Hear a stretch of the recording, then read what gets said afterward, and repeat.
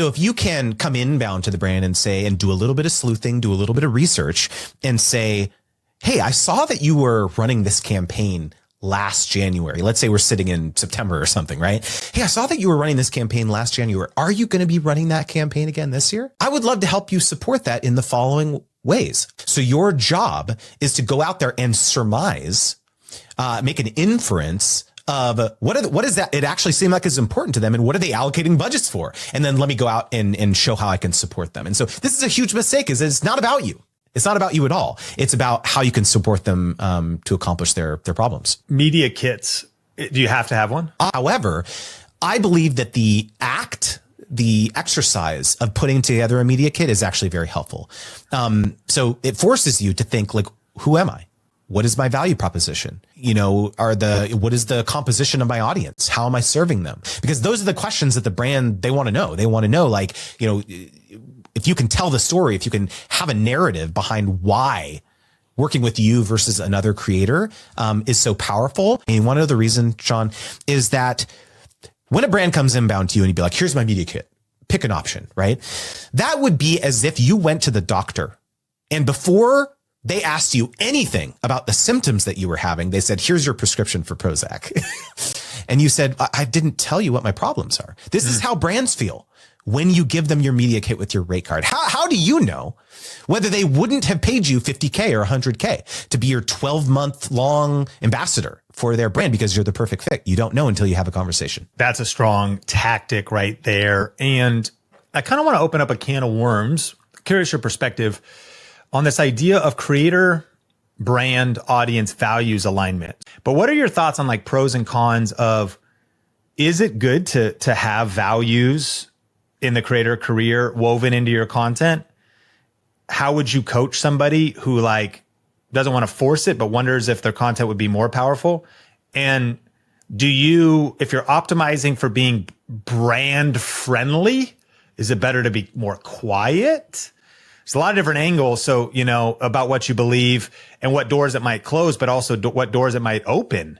So what are your thoughts on this idea of just kind of values and how a brand maybe aligns with your overall creator brand that you're building and what you talk about, what you're outspoken about? Getting spicy here on the pod. Love it. All right. So let me answer this with a story.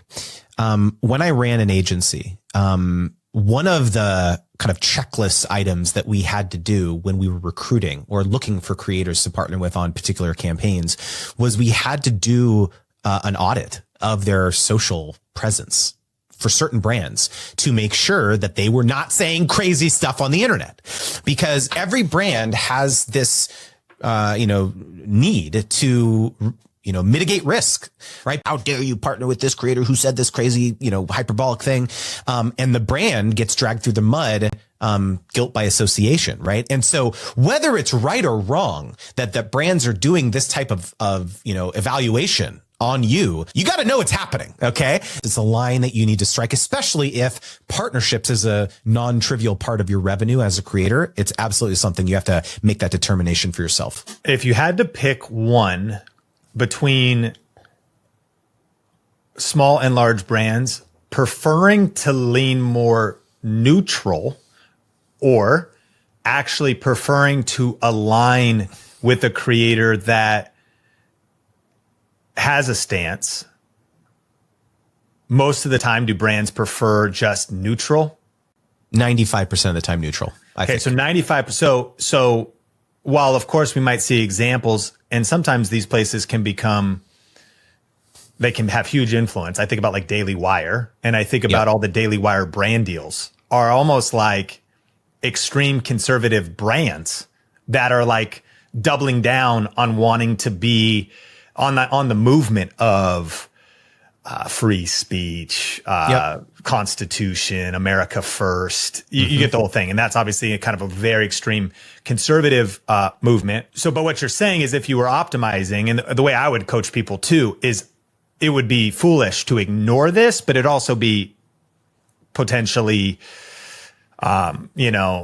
quenching of your actual self to not have other frames of measurement. So it's like, it could be a couple things. 100%. What am I willing to do? And so like a lot of things are not black and white when making a decision. There's like maybe 10 questions you ask and you kind of score them.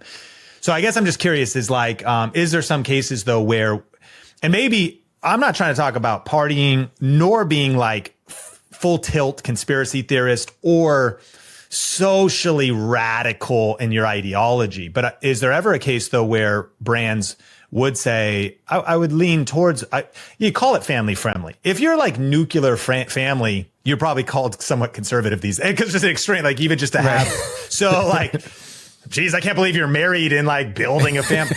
Like, it's just crazy. No matter what your beliefs or religion, but saying that, is there ever power in it? Like, do you ever some like brands like work? 100%. I mean, they're the brands that are like comfortable treading that line and saying like, no, we are going to go and partner with this creator who is being very loud about these social issues or these things or whatever. There's a lot of tremendous positive affinity that can come from that. But they also know that they're probably burning bridges with maybe the other side. I don't know what the other side is in this instance, but like, that like if it is a kind of a two sidesism type conversation here, then they've made that determination. They've planted their flag in the sand as a brand and say, this is, the values that we have, and we're going to go and work with those types of people. And so, I think that you're absolutely right, but most brands don't have the bravery to do that is my experience.